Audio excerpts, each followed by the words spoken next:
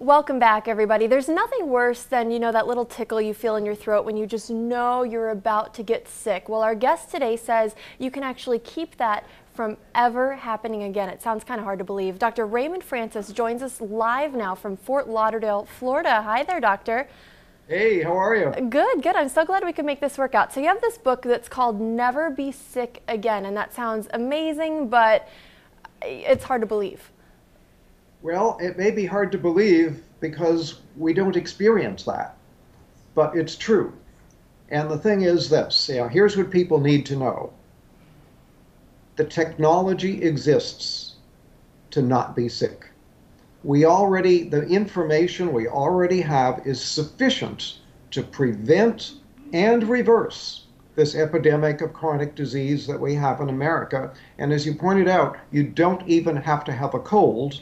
And I can tell you that I have had, in the past 26 years, I've had one cold, and I have a very good excuse for that one cold. So I'm 75 years old. I am in perfect health. I don't take any medications whatsoever. I have boundless energy. I have a clear mind. I don't have an ache or a pain in my body. I'm living proof that you can be healthy and you don't need to be sick. Now, I think I've kind of started to take it for granted that I'm going to get one cold every year, and I plan ahead for that, and I think a lot of people live like that. I can't imagine a life where you never even get a cold. So what are you doing? Well, I have to tell you, at age 48, I almost died. My death was a medical certainty, and I had to use my own knowledge of biochemistry to save my life and then to restore my health. And that's what got me interested. Almost dying really caught my interest. What I do, I changed my diet. I changed my lifestyle. I've learned how to eat good food. I take very high quality supplements. In fact, I now make my own supplements and sell them, very, very high quality. I get regular exercise. I meditate on a regular basis.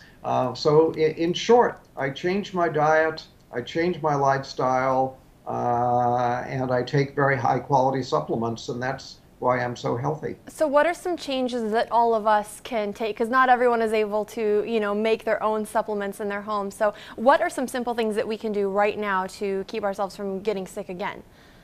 Okay, well, simple things.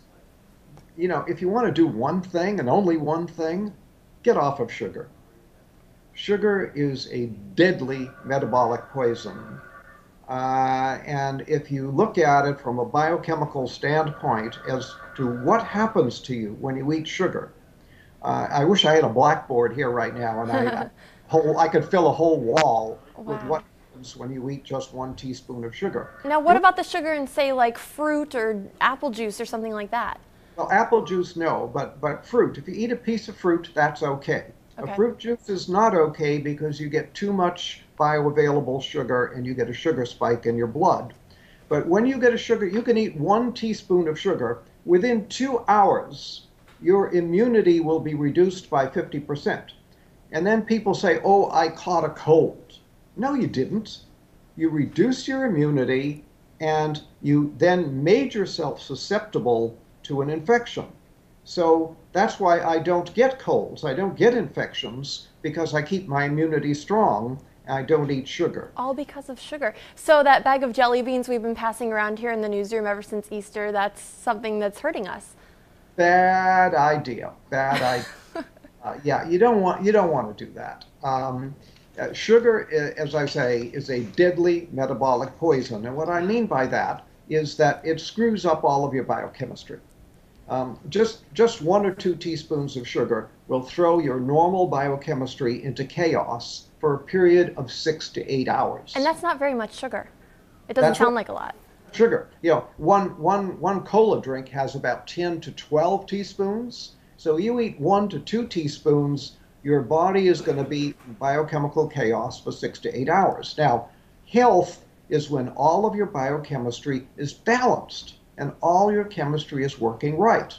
When you eat sugar, you throw that balance out for 6 to 8 hours. So if you eat sugar in the morning, put some sugar in your coffee or have a breakfast cereal with a contained sugar, and then have more sugar at lunch and more sugar in the evening, guess what? Your body is going to be in biochemical chaos 24 hours a day. So And what's a good amount then to get on a daily basis? none, None. none, yeah. Uh, I'm in Sugar trouble. basically should be outlawed. We should not, and here we allow children, we don't allow children to smoke cigarettes. We don't allow children to drink alcohol, but we allow them to buy sugar and eat sugar. Sugar is far more dangerous than alcohol or cigarettes. Really? Yeah, I was going to ask you, what do parents need to do? Because you're going to have a hard time convincing your child who wants candy right now that that's not good for them. Right. I understand the problem. I'm well aware of it.